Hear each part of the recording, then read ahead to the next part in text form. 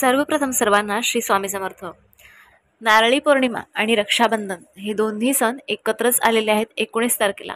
आता आजचा जो विषय आहे अत्यंत नाजूक विषय आहे, कारण आज 100तल्या 80 तरी बहिणी आपल्या माहेरी आपल्या भावाकडे आपलं रक्षाबंधनचं सण किंवा भाऊबीजे सण हे तुटलेलं आहे, आपल्या माहेरी जात नाही आहेत आणि 2 दिवसावर येणारा हा रक्षाबंधन सण आहे।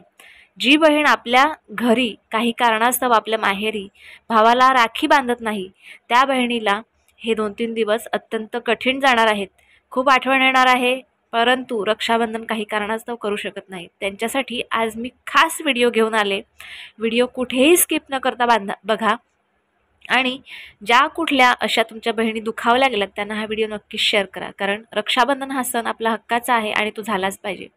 तर ही राखी कोणाला बांधायची आणि ही राखी बांधल्याने खरंच आपण श्रीमंत होणार आहोत का, आणि खरंच ही एक शेवटची संधी आहे का, नक्कीच बघून घ्या। व्हिडिओ व्यवस्थित ऐकून घ्या। व्हिडिओ करताना मला सुद्धा खूप वाईट वाटतं, परंतु हा व्हिडिओ मी तुमच्याबरोबर शेअर करणारच आहे। काय करायचं आहे, सकाळी रक्षाबंधनच्या दिवशी भद्राकाळ ज्या वेळेला आहे त्यावेळेला मी जी राखी बांधायला सांगणार आहे त्यावेळेत तुम्ही राखी बांधू नका। 1 नंतर 1:30 नंतर ही तुम्हाला राखी बांधायची। काय करायचं, छानपैकी तयार व्हायचं, जसं आपण आपल्या माहेरी छानपैकी काठापदराची साडी, डोक्यात गजरा, केसाला गजरा, लाली लिपस्टिक, सगळे 16 शृंगार करा, छानपैकी तयार व्हा। आपलं घर एकदम सुंदर सजवून आणा, सजवून घ्या घर। आपला देव्हारा पण खूप सजवा, कारण त्या दिवशी नारळी पौर्णिमा सण आहे, रक्षाबंधन आहे, अत्यंत महत्त्वाचा दिवस आहे आणि त्यातनंच आपण आपल्या भावाला राखी बांधणार नाही आहोत आणि इतर कुठली गोष्ट आहे, कुठली व्यक्ती आहे त्याला आपल्याला राखी बांधायची आहे। तर बघा, एकदम छानपैकी तयार व्हा। हवं तर पार्लरमध्ये तयारी करायला जा, पण त्या दिवशी खूप छानपैकी तयार व्हा। आता तयार झाल्याच्या नंतर आपल्या घराच्या सेंटरला तुम्ही किंवा आपल्या हॉलमध्ये किंवा जिथे तुम्ही छोट्याशा घरात राहत असाल तर छोट्याशा घरात एक छानपैकी रांगोळी काढा। त्याच्यावर चौरंग किंवा पाट, आपण जो लाकडाचा पाट पूजेसाठी वापरतो तो पाट घ्या। त्याच्यावर छानपैकी श्वाल अंथरा।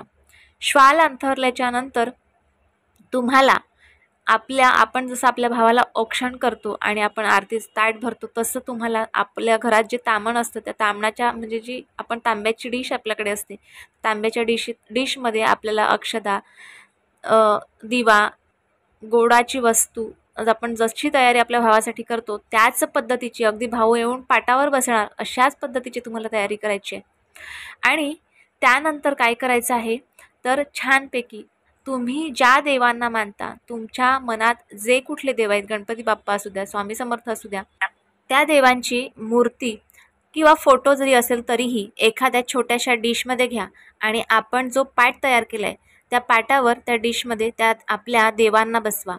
सगळ्यात पहिली आपल्या चंद्रदेवाला आरती करायची आहे आणि नंतर आपण जे कुठले आपले आवडते देव आपल्या पाटावर बसवलेत त्यांना नंतर ओवाळायचं आहे, औक्षण करायचं आहे आणि त्यानंतर आपण जी पण कुठली राखी आणलेली आहे ती राखी देवांच्या चरणावर किंवा मूर्ती जर मोठी असेल तर त्यांच्या हातावर ही राखी तुम्हाला बांधायची आहे। बांधत असताना तुम्हाला आपल्या देवांजवळ जी पण कुठली इच्छा आहे ती बोलून दाखवायची आहे। बघा, आपले देव आपली नक्कीच इच्छा पूर्ण करतील आणि ही एक शेवटची संधी असेल की ज्यांना आपण राखी बांधणारच आहोत आणि आपण खरंच श्रीमंत होणार आहोत, मनाने, आपल्या पैशाने, सगळ्या कर्माने। तर आजचा छोटासा व्हिडिओ जो तुटलेल्या बहिणींसाठी होता, ज्यांना राखी बांधता येत नाही त्यांनी आपल्या घरात हा नक्कीच राखी पौर्णिमेचा कार्यक्रम नक्कीच करा। तर आजचा छोटासा व्हिडिओ तुम्हाला कसा वाटला हे तुम्ही मला कमेंट बॉक्समध्ये जरूर कळवा। व्हिडिओ आवडल्यास लाईक, शेअर, सबस्क्राईब मात्र जरूर करा। पुन्हा भेटूया अशाच एका नवीन व्हिडिओसोबत, नवीन विषयासोबत। तोपर्यंत सर्वांना श्री स्वामी समर्थ।